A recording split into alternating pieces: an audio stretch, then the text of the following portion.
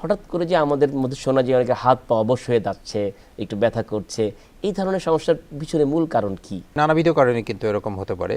তো হঠাৎ করে হয়ে যাওয়ার একটা হতে পারে যেরকম কারো যদি আঘাত লেগে যায়, কোনো আঘাত লাগে, সে কারণে হঠাৎ করে আঘাত লাগলো, সে কারণে হাত পায়ে ব্যথা হতে পারে।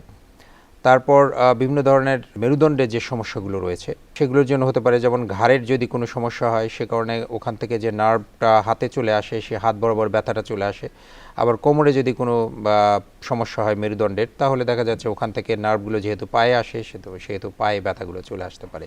তো এই ব্যথার সঙ্গে আপনার অবাশ লাগা, ঝিঝি লাগা, এই ধরনের প্রবলেমগুলো হতে পারে।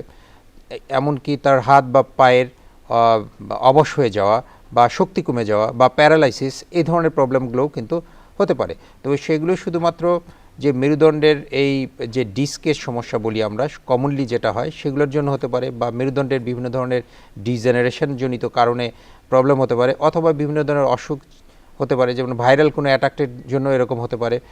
অনেক সময় দেখা যায় যে এই প্যারালাইসিস হয়ে যাওয়া, যে পায়ে হাতের বা পায়ের হঠাৎ করে যদি হয়, সেগুলোর ক্ষেত্রে দেখা যায় যে বিভিন্ন ধরনের মেডিকেল ডিজিজ যেগুলো আছে, যে transverse myelitis, Guillain Barre syndrome, multiple sclerosis, এই জাতীয় প্রবলেমের জন্য কিন্তু হঠাৎ করে দেখা যায় যে হাত পা অবশ হয়ে যায় বা প্যারালাইসিস হয়ে যেতে পারে। সুতরাং দেখা যাচ্ছে নানাবিধ কারণে কিন্তু আমাদের এই হাত বা পায়ের ব্যথা হওয়া, অবশ হয়ে যাওয়া, এই ধরনের প্রবলেমগুলো হতে পারে।